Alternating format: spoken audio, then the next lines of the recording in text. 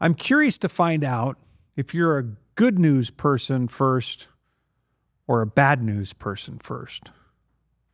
In this case, we're talking about balance in life.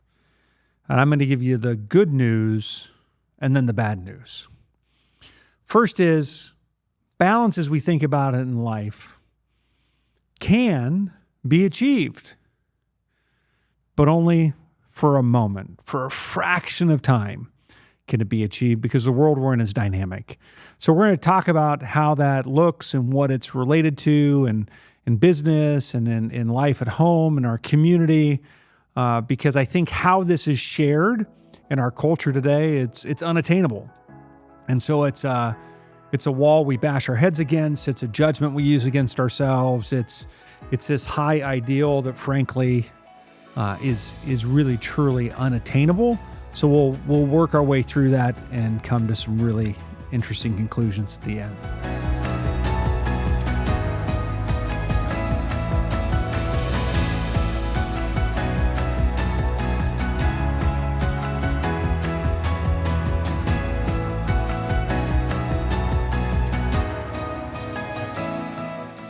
Welcome back to the Navigating Leaders podcast. I'm your host, Gabriel.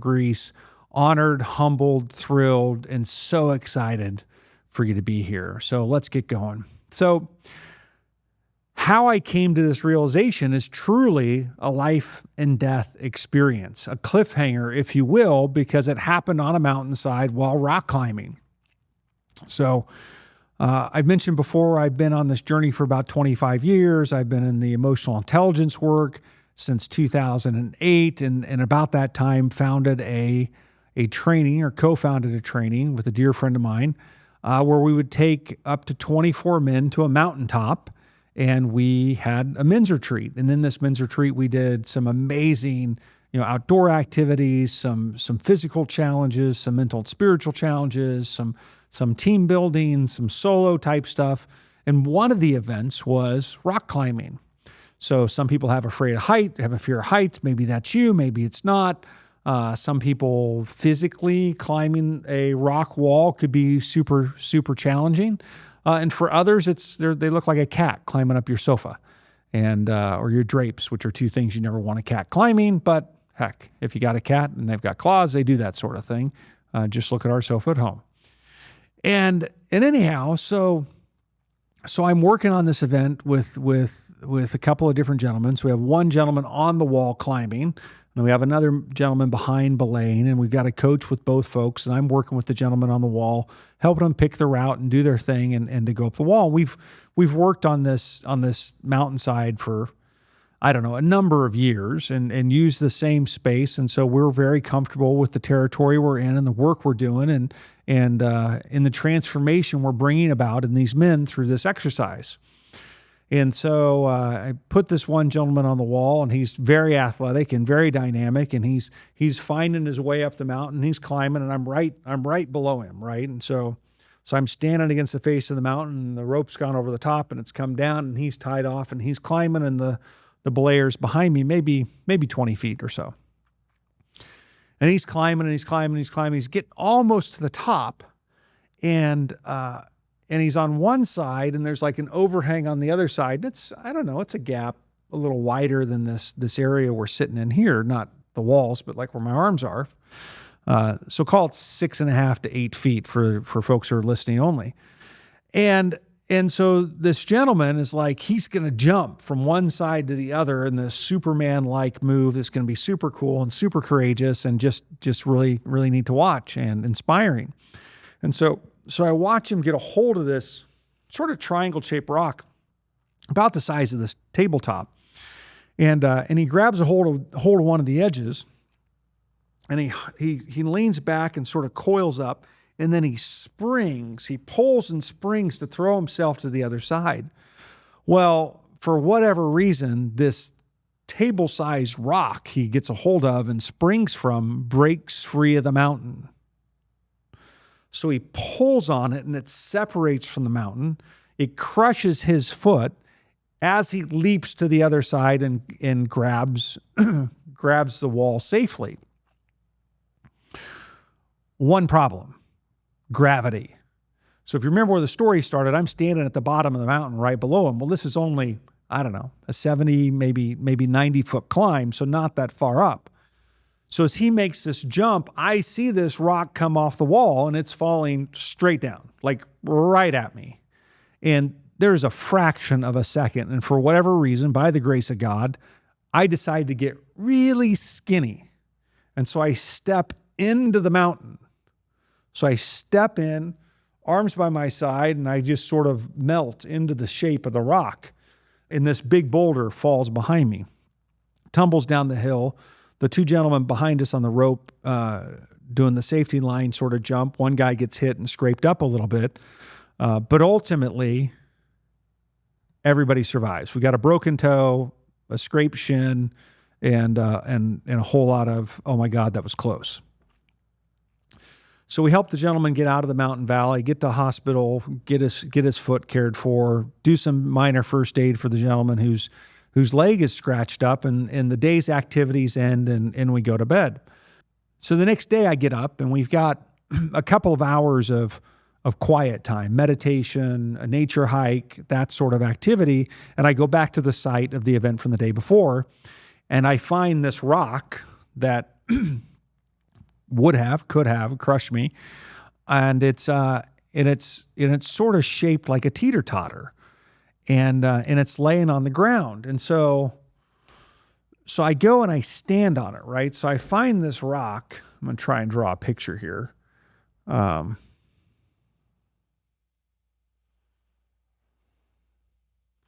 it's shaped sort of like this, right? This isn't the best picture, but it's sort of flat. But when it's sitting on the ground, it's sort of sitting like this. So it's got a corner up. And then the ground is sort of right along here, right?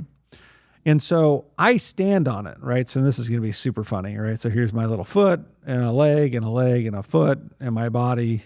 And there's not even a head. Here, I'll just make a little face. Woohoo! Isn't that cute? Cool. All right. So anyways, I'm standing on this rock, right? And as I stand on one side and I put weight on it here, it tips. And so then this surface touches to the ground, and this end goes up. So then I push my weight down on this side, and it tips again, and it falls.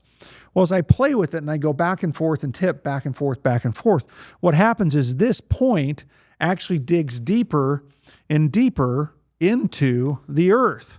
And so as I do this long enough, it actually sort of burrows into the ground to the point that now the dirt has sort of begun to rise up on the edges. Well, as that earth makes greater contact with the rock, it provides stability. So this earth around the rock is now helping to hold it in place, but it's still requiring a dynamic force between my legs to force this rock to hold it in place. And this is when I have this illumination that balance is transitory, right? Because when I held this thing in place, when it didn't have much earth underneath it, it took a lot of physical exertion to hold this thing in place. But as it rocked back and forth, and dug deeper into the earth, it still required effort. It still required consistency. It still required practice to hold it in place. But it became easier and remained dynamic the whole time. And so that's the essence of this conversation, is that balance is transitory. It is dynamic. And so when we think about life, right, think about all the complex things we have in life. We have our relationship with God. We have faith. We have our own relationship with self, right, fulfilling up our own cup, our own fitness, our mental health.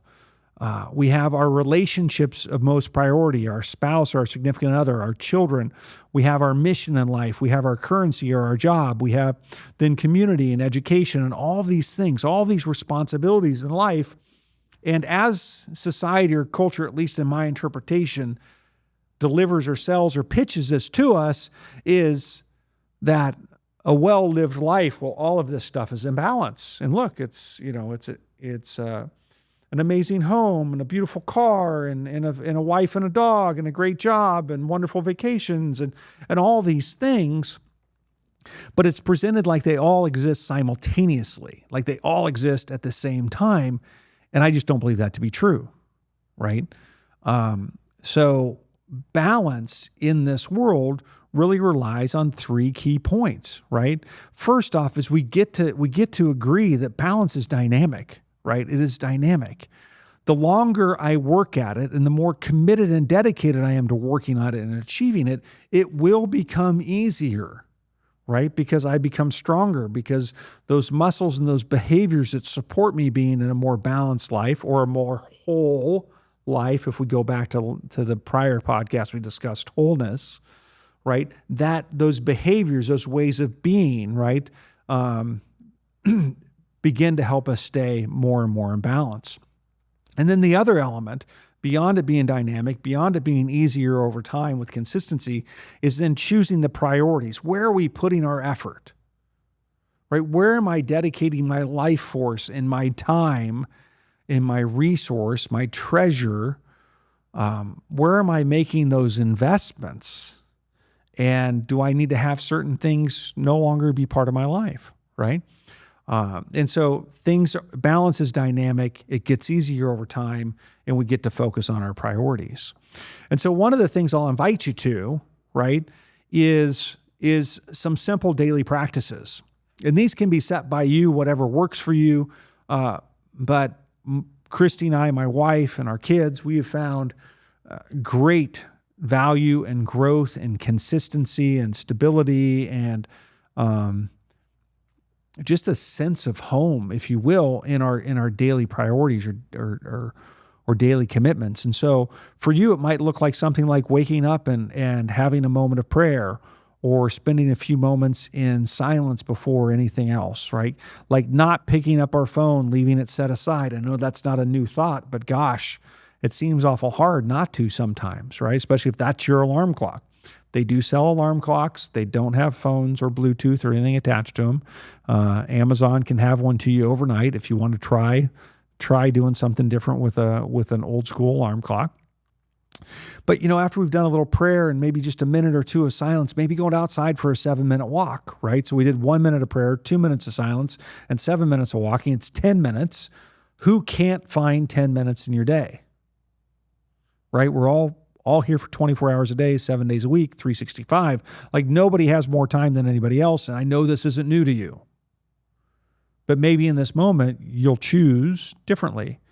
Choose to continue patterns and behaviors that support you, that have supported you.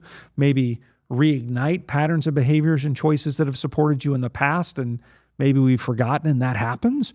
Or maybe for the first time ever, choosing to do something in this way. But the essence of choice is what makes us human. It's the free choice that allows us to really be human, right? That is our gift. And so there's an invitation here to come up with some awesome daily practices that support you and to hold that commitment to yourself. Too often we break commitments to ourselves. Too often we make even, sort of throwaway commitments that we have no intention of keeping.